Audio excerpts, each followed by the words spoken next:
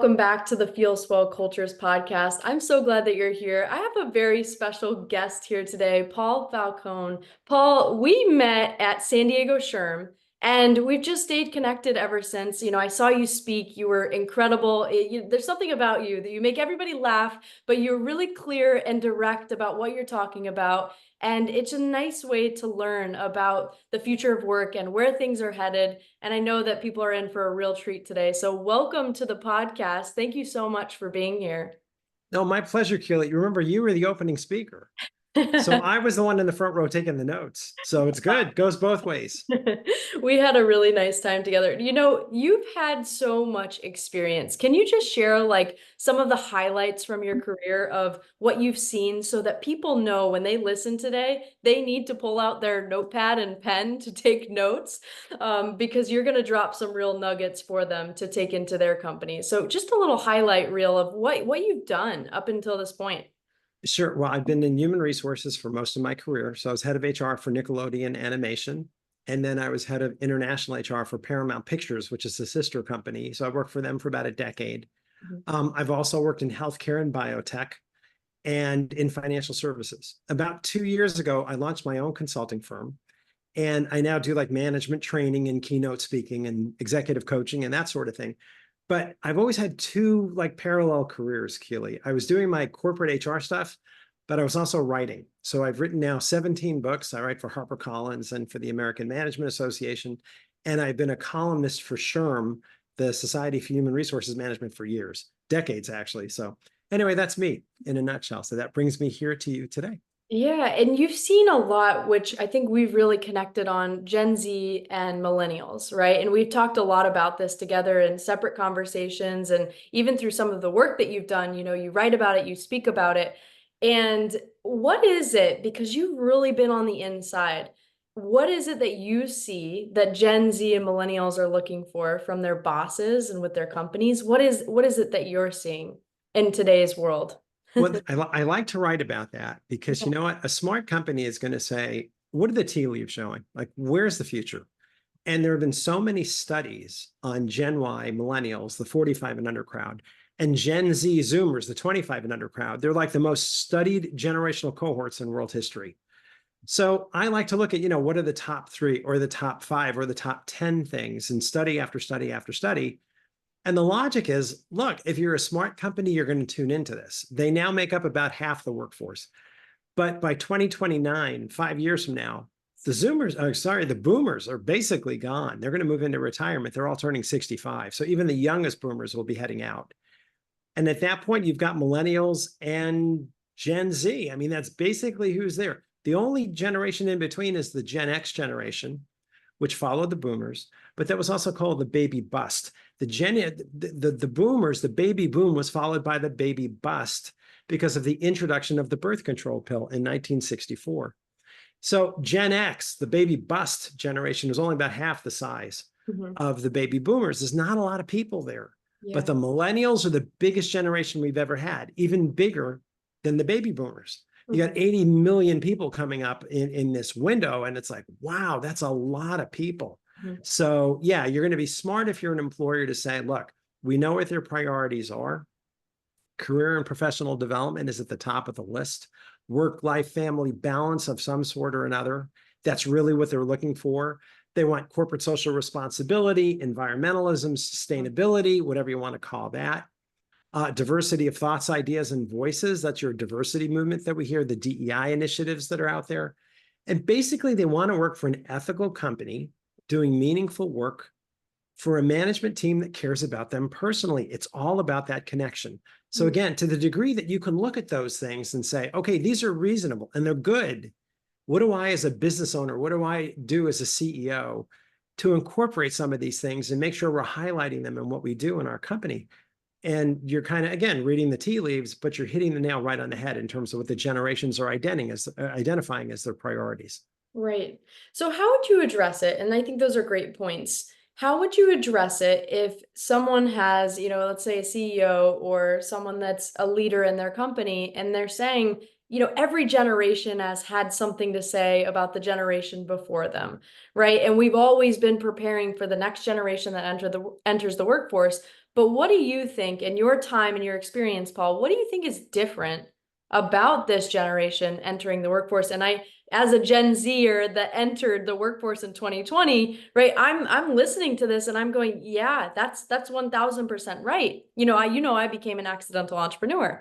So what do you think from your eyes is different about this generation?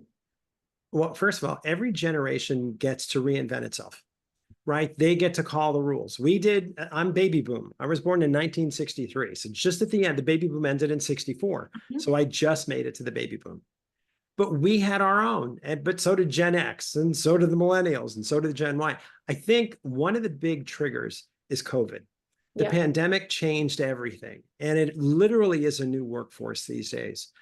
Many times in the literature growing up, when I was younger, you would talk about soft skills. And when I said I want to do soft skills training, the management team would be like, go back to HR Falcone. We don't want to listen to that. Now, the idea of emotional intelligence is one of the top 5 things that CEOs are looking for in survey after survey after survey. It's the same thing as soft skills. But the reality is now there's a different light on it. And that's because COVID changed a lot of things. Mhm. The labor scarcity is real. That's not going away. That labor scarcity will be for the rest of the century. COVID just shone a little light on it. And then when you think about the idea of having to build relationships with people who are remote, people you don't see every day, you don't get to see them in the break room, but you still have to get them, you have to pierce their heart so that they're still in love with the company and they still love the boss and the work that they're doing. It's much more deliberate. It's much more intentional. It's much more purposeful. And this is what's changing in organizations. So if you're a business owner or you're C-level in a larger corporation, you have to think about, how do we incorporate these things? How do we talk about them? And the final thought on this opener, Keely, is we've lost the ability as a society to sit around the campfire and pass wisdom from the elder generation down to the younger ones. We're too busy. We're looking at our phones. We've got to create that environment to keep those dialogues going. And staff meetings and one-on-one meetings and quarterly meetings and monthly meetings, whatever you're doing, town hall meetings in your company, keep that communication going and make sure you're asking the questions and listening, because that's really what misses awareness a lot of times with senior leaders who are still kind of thinking, well, in my day, well, forget your day. Your day, God love you, is kind of come and gone. Now it's a matter of a new workforce. How do you keep that talent, which is very scarce, engaged and coming back to work every day? We finally realize that our most important assets actually go home every night and may not come back the next morning. So it's a different change in the way we look at employees and the whole relationship between employers and workers. Yeah, absolutely. I mean, there's 2 words that really stood out to me, and that's intentional and then the communication, right? We have to have both of those, and it has to be proactive all the time because we are at home. You know that 70% of Gen Z says they're lonely all or most of the time. So when you look at that, how do you expect, and many of them still working from their childhood bedrooms, expect them to be creative and inspired and productive and all these different things that we want, right, from our teams, but it's hard to do. So that moves me into, let's talk a little bit about high performing teams, because that's a buzz trendy word. Everybody wants to know, how do I build a high performing team?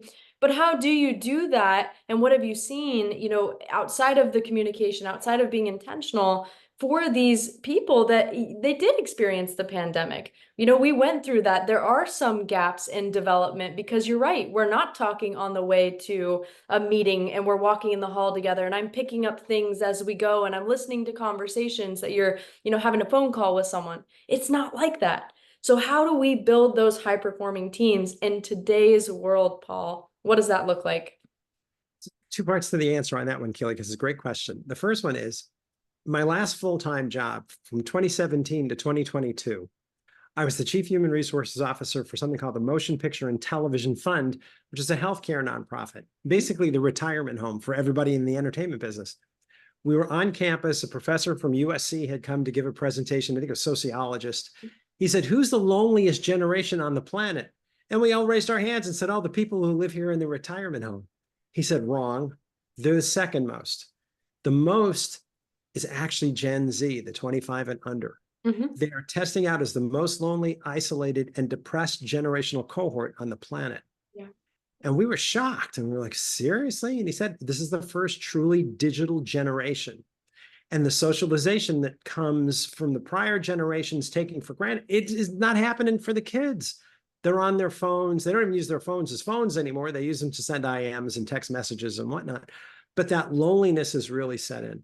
So CEOs are worried about that. I mean, yeah, they're identifying as lonely. They are worried about not having face time with the boss in terms of getting ahead in their careers. The idea of having a mentor at work, which is something that I've always relied on, they have a much harder time trying to find that.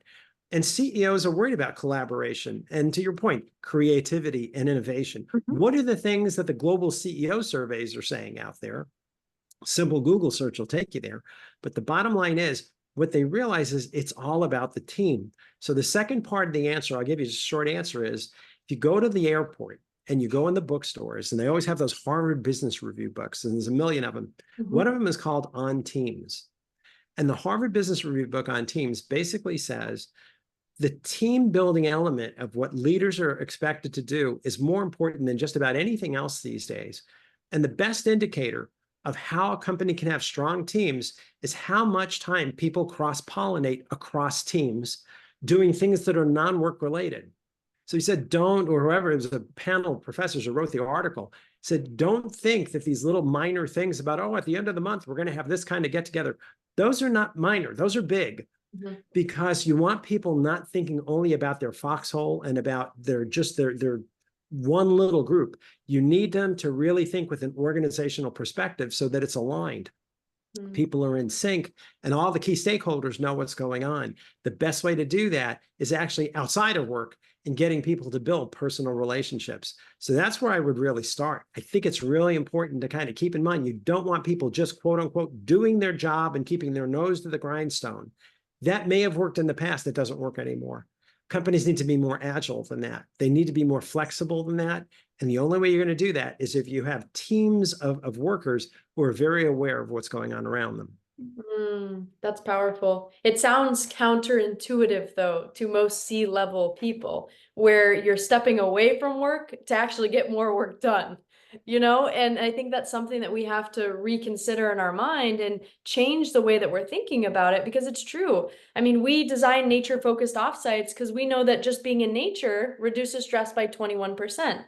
And when you take people out of their environments and you break down the walls, because Americans spend 90% of their lives indoors, you break down those walls and you see that they take down their own walls and they do build those personal connections. So it is going to matter. And I think as we see the world being lonelier, we need that connection with humans, and we need to have work be a community, a place that we can count on, you know, and a place that we can connect with other people around us. You know, there's a lot of different priorities, Paul, when we talk about these different situations and how, you know, the future, how we lead, how we take care of the people around us. If you could help break down for, you know, a CEO that's listening to this podcast today, break down some of these priorities of where we need to start, where we need to begin, where would you start? You know, what would that look like, and what would need to be done to start meeting people where they are and taking care of them? Yeah, it's good. And for me, Keely, like the big three, because I've written about this in my various books, but the idea of leadership, communication, and team building, those are your three tent poles, so to speak. Those are the three columns that you want to build on. Communication is probably the most important because communication will define your leadership brand and help you build stronger teams. So the question becomes is if you want to start like looking at this thing and saying, well, you know, where do I even start taking a bite out of the apple? Think about building some kind of structure into your leadership. A lot of times it's become very laissez-faire. Oh, we work with each other all the time. We talk. That's not the point. The point is, are you having structured staff meetings every week? Are you having one-on-one meetings with your direct reports? Are your direct reports having one-on-one meetings with their people who are your extended reports? Where is that communication happening? What are you doing on a monthly basis to bring people together outside of this idea of, you know, yeah, I know we have this rhythm, but what do we do that's kind of fun? Do fun around here? Believe it or not, that's important. Now, that was important to me too. But back in the day when I was younger, it's like, it may be important to you, but don't ask about it because you're not going to get it. These days, not only should you be providing that to them, but you really need to advertise the fact that you do those things too. And I'll give you a quick example. Annual performance reviews, as far as I'm concerned, thing of the past. It's fine to do the review. I've written books on how to do the reviews and reinvent the template that you use so that it's more modern. Okay, that's fine. But the idea of meeting with someone once a year is never enough. So I set up quarterly meetings with my employees over the years. And what I've said in these meetings, they're called career and professional development meetings, or you can call them IDPs, individual development plan meetings. But basically, I tell them, you set the time on my calendar. It's rule number one. Rule number two, you set the agenda. My job is simply to listen, mentor, and coach. Wow. It's that simple. They could put 30 minutes on my calendar once every 3 months. If you don't want to do it once every 4 months. If even that's, do it once every 6 months, but don't do it once every 12 months. It's not enough. You've got to create the space for people to motivate themselves, for people to find the traction in their careers. They've got to learn how to do it. And if you can make that space and make it feel like you've got their back, they'll thrive. When they talk about who's their best boss, it's someone who mentored them, coached them, had their back, wanted for them what they wanted for themselves, focused on their career and professional development. All you need to do is talk about this stuff. And from there, you define your leadership brand. And from there, you make stronger teams. Because when you're talking to people about, I want to have your back, I want to make sure you can do your very best work every day with peace of mind. And I want to make sure that your key responsibility is making others look good and helping others build their self-confidence. Just having that kind of conversation with your employees is an absolute game changer. That's where to start. Start with the communication piece. So, and I love that it's establishing those lines of communication. If you're the CEO, how do you get everybody on board, right? All your different teams, all the different departments, how do you get them on board with establishing these lines of communication as well? What is the strategy there to have, everyone buy in to this idea of we're going to communicate more often and really meet people where they are? It's actually easier than you think. So the first thing I would say is, again, we've lost the ability as a society to pass wisdom from the elders down to the younger gen. Think about this whole movement as an opportunity to sit around the campfire. That's really what it is. Okay, we want to kind of create a greater sense of community, especially knowing that Gen Zers tend to feel lonely and isolated and depressed. We really want to kind of pull that social element out of it. Okay, the second thing is you have to make sure that what you're doing here isn't just going to come across as the HR idea du jour. Oh, now Paul wants to do this. This has got to be a real commitment. And so there's plenty of literature out there, not just my books, plenty of books out there that will tell you how to build this communication and what it should sound like, and how you set the expectations for people going forward. So as an example, one of the things I talk about is creating an achievement mindset. It's so important to have the right mindset. How do you talk to your employees about this? Well, I tell them about the difference between living a comma life and living a bullet life. The comma life is the person who does phones, comma, filing, comma, administrative, blah, blah, blah, comma. I don't care about that. That's your job description. That's the minimum that you need to do. I want people thinking about bullets that they can put on their bios, their LinkedIn profiles, their annual self-reviews that show that they're increasing revenue, they're decreasing expenses, they're saving time, they're increasing customer satisfaction. Help people build goals around that so that they're building out their own professional development profiles. And you'll find that they'll cut through the nonsense and they'll get to what their goals need to be. But again, you have to talk about it. And you have to obviously role model it yourself, but talk to them about what does it mean to have an achievement mindset? What do you think? A good coach is going to set people up by asking them questions and teasing the answers out of them. You don't have to sit there and give them the fish. You want to teach them how to fish. And having that opening conversation is to say, hey, everybody, I want to move in a new direction and I want to try something that we're going to start now and we're going to experiment with it for the next year or the next 6 months or the next 3 months, however you want to do it, how you're comfortable. But start out with, these are my expectations. If you're the CEO, start it first with your direct reports. Talk to everyone on the senior team and then ask them for their feedback. Then ask them to take it to their teams, their management teams. And then if everyone is aligned and you've captured all that, then you can share it all with the rest of your employees. And you can begin having those conversations. Might be a little awkward at first, right? You have to try something and play with it a little bit before you find your rhythm. But you really want a game changer, let communication be that key driver, because that's the number one reason people leave companies anyway. They feel like they're out of the communication loop. They're not recognized for the work they do. Their boss doesn't really care about them. So they leave. You can change that with a simple change in your sponsoring thought about who you are and who you choose to be as a business owner or as a CEO. Yeah, absolutely. So for these CEOs that are listening and you're thinking, gosh, wow, I need, I have all these different priorities that I need to do. We have to be the ones that buy in originally.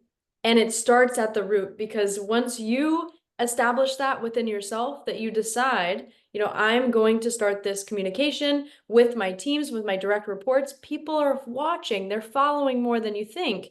And it really starts at the root. So you play a huge part in this. If you're a CEO listening and you want to have this throughout your company, it goes back to you, right? Knowing yourself and knowing your commitment to how you buy into this. And I love that, Paul, because it's really not, I think a lot of times when we talk about these different concepts and leadership and, just how we lead in the future of work, it gets very caught up in, it seems like there's some magic solution. But it really goes back to knowing yourself and everything that you've talked about today, being intentional, being meaningful, and aligning yourself with the vision of where you're headed. Now, there's something else that I feel like is really common for leaders and just anyone that's in charge and going forward and showing people the way. One of the topics that comes up a lot is wellness, right? And nobody knows, whose responsibility it is and how do we lead and how do we address this in the workplace? What are some of the thoughts that you have and what you've seen and what's worked really well for addressing wellness for employees in the workplace? Well, it's funny, Kelly, I don't want to do too much of a commercial, but what you're doing is spot on. Think about it. You're taking people outside the workplace.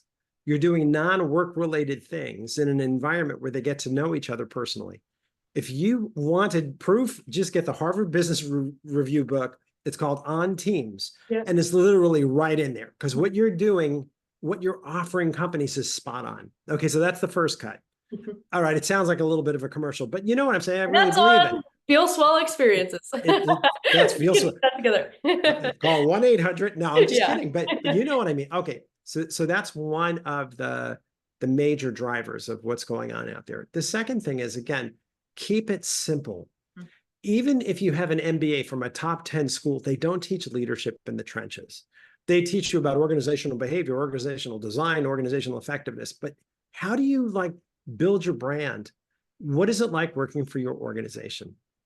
I've always told people, look, you don't have to knock down the structure. Keep the house where it is. But just look at the foundation. Maybe there's one or two, possibly three bricks that need to be replaced. And if we can just replace those, we're going to have a much stronger foundation to build on going forward. Whatever those three are, that's your goal for the next year or however long you're giving yourself to kind of to build that muscle. But look at your frontline operational leadership team as a muscle. And how strong is it in particular areas in terms of growing talent, in terms of understanding, especially where Gen Y and Gen Z are? Because again, they're statistically the future of our workforce within the next 5 years. They're it. It's like, are you really hitting on those priorities for them? Do you know what they are? Can you talk to your senior leaders about that? Can you reinvent yourself? Can you tweak certain things? But again, go slowly. Don't feel like, oh my God, now I've got 50 million more things to do. You don't. Yeah. The final thing I would say is you be the average bear. As an executive coach, when I start a new coaching assignment with someone, Kelly, one of my first questions is, would you want to work for you? Be honest. And they look at me and they're like, yeah, I mean, yeah. I mean, but Paul, I'm really busy. I get it. And they go right into you're right, these excuses and stuff. It's like, look, if the whole company followed your lead in terms of your conduct and your behavior, would you be happy with where you took it? So first it starts with you, because to your point, not to make anyone paranoid, but everyone's looking at the C-level or the owner. That sets the tone for the whole company. But then you have to look at your frontline operational leadership team. That's your muscle that drives your culture. Are they aligned? Are they making people who are stronger players, who are more self-confident, Are they creating the right circumstances where people can motivate themselves? If you can get to that level, you're cooking, because everything else will align itself. It all falls in place. Mm, But a lot of times we almost, I hate to say it, you almost do the work despite the people mm, rather than through the people. And that's a mistake. It's like you can't always, you don't want to run like hair on fire, floor of the New York Stock Exchange, chasing your tail all the time. When I teach this stuff, and I've taught at UCSD in the extension program at UCLA Extension, the classes that I teach, I always thought, tell me about your favorite boss. Don't tell me who it is or where, but describe the person. yeah. And a student says, it's someone who had my back. It's so, she always made me feel like I could do no wrong. I don't know what it was. She seemed to have more faith in me than I had in myself. Fine. Mhm. Next student says, he's someone who always challenged me. I always felt like I was on a learning curve with him, but I never felt judged. And I always felt like, it was, we were all learning together. Then the third student says, oh, I had a boss who valued education. It's because of her that I went back to school and got my AA degree. Fine. The question to the students at that point is, are you describing the person's beingness or are you describing their doingness? Mm, And what I say is, in other words, are you talking about who they are or what they did? And I know it's both, but what's the drive? What's the driving factor there? And the students usually start and they say, oh, I think it was what she did. It was what she did that made me feel a certain way. And I'd say, okay, keep talking about it. And they talk about it in the classroom. And lo and behold, someone says, well, wait a second. I think you're talking about their beingness. I think it's who she was that made her do the things she did. mm, Aha, there's the wisdom. As a society, we are running around chasing our tails with our hair on fire, trying to do. The truth of the matter is, when you describe the best boss you've ever had, you're describing who they were, not what they did. yeah. It's really a matter of their character and their caring. That's it. 2 words: character, trust, respect, all that's character and caring. And we know from these surveys, from Gen Y, Gen Z surveys, they want to work for, again, an ethical company doing meaningful work for a management team that cares about them personally. Mm, Bingo, you just hit the nail on the head. So there's a lot of these wisdoms out there that, again, as an author, I get to study this stuff. I've seen it in action for 3 decades. So I get to apply the theory to real life workplace stuff. And lucky for me, that's how I've been able to launch my consulting firm and do all that stuff. But what I'm saying, Keely, is this is easier than we're making it. The fact that they're listening to your show tells me that they want to get better at this. mhm. You've got a core solution for them, and I'm proud of you for doing that. You're doing all the right things for all the right reasons, and I think at the right time. So good for you. You keep up the wonderful things you're doing. Well, Paul, thank you so much. You're full of wisdom. And what I love about the way that you teach, the way that you inspire and lead people, you lead people all over the world through your books, the work that you've put out. It's that it doesn't have to be so complicated.